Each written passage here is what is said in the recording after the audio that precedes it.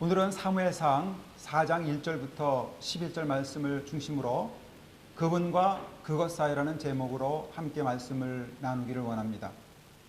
사람이 병들었다거나 아니면 기계가 고장이 났을 때 제일 먼저 그렇고 가장 중요하게 행할 일은 그 원인을 바르게 찾아내는 것입니다.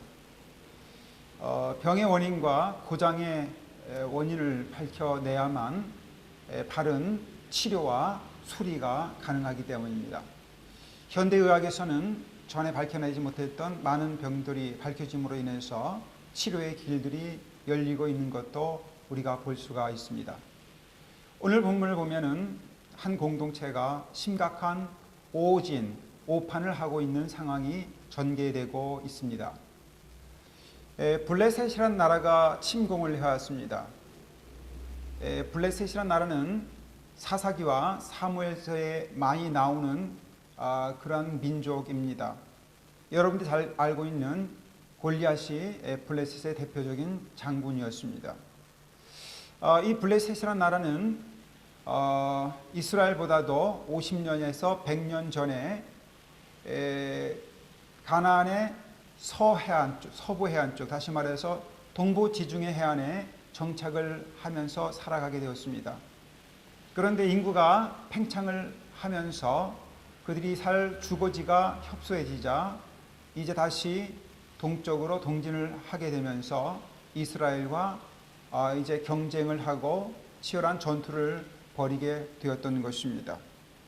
바로 오늘 그 1차 침공의 이야기가 전개가 되는데, 이러한 1차 침공을 통해서 이스라엘 군사 4,000명이 죽고 패배하는 일이 발생을 하게 되었습니다. 자, 이렇게 되자 이스라엘 공동체는 함께 모여서 대책회의를 엽니다. 왜 우리가 졌을까 곰곰이 생각했습니다. 그것이 원칙적으로 블레셋에 의한 것이 아니라 하나님에 의하여 이루어진 일이라고 결론을 내립니다. 그것이 3장 상반절입니다. 여기까지는 맞았습니다. 그런데 구체적인 이유로 3장 하반절에 보면은 법궤가 없기 때문에 패배했다라고 진단을 내립니다. 이것은 틀린 진단입니다. 법궤가 없었기 때문이 아니라 하나님이 그들과 함께하지 않았기 때문입니다. 물론 이러한 그들의 판단은 역사적인 근거가 있었습니다. 여러분이 알다시피 요단강을 도하할 때도 법궤가 가장 먼저 앞에 서서 그들을 인도했었고, 요단강을 건너고 여리고성을 함락시킬 때도 이 법궤가 앞장서서 돌았던 사실을 우리는 기억을 하고 있습니다. 물론 이것을 이스라엘 백성들도 역사적으로 기억을 하고 회고를 하고 있었음에 분명을 합니다. 그래서 역대하 6장 41절을 보면은 이 법궤를 능력의 궤라고 얘기하고, 시편 132편 8절에서도 권능의 궤라고 이야기를 합니다. 그 법궤 가운데 하나님의 능력이 임한다라고 생각을 한 것입니다.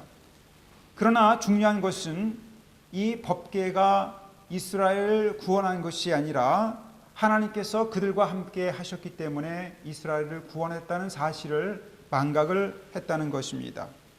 이것을 잘 알고 있었던 사람은 다윗입니다.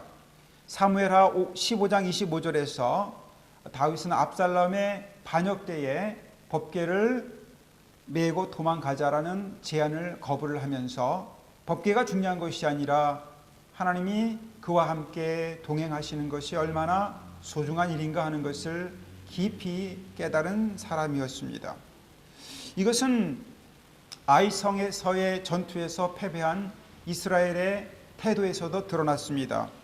여호수아서 7장에서 보면은 이제 패전의 원인을 법궤나 외적인 요인이 아니라 하나님으로부터 찾습니다. 그래서 여호수아서 7장 11절에 보면은 언약을 어기었나니, 우리가 하나님과의 언약을 어겼기 때문에 이러한 패배를 맞이하게 되었다라는 정확한 진단을 하고 있습니다.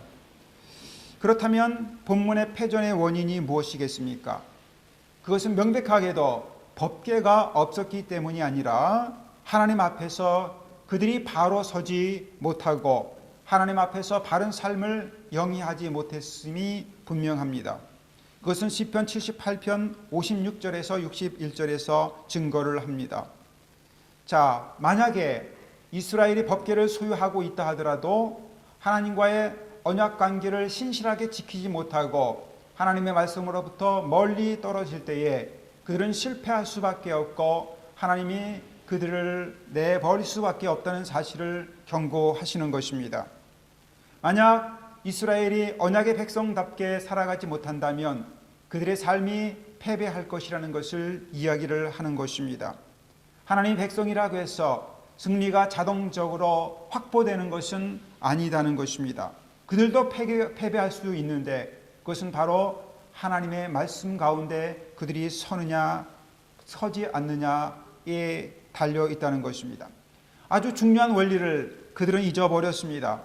그래서 하나님과 동행하지 못한 것이 그들의 패배의 원인이라고 생각하지 못하고 오히려 법궤가 없어서 법궤의 능력이 일어나지 않았기 때문이라는 어리석은 판단을 내리게 되었습니다.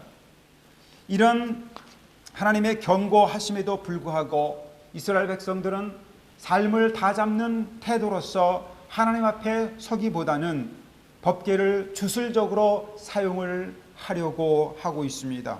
3절에 보니까 하반절에 이렇게 말하고 있습니다. 그것 다시 법궤가 구원하게 하자.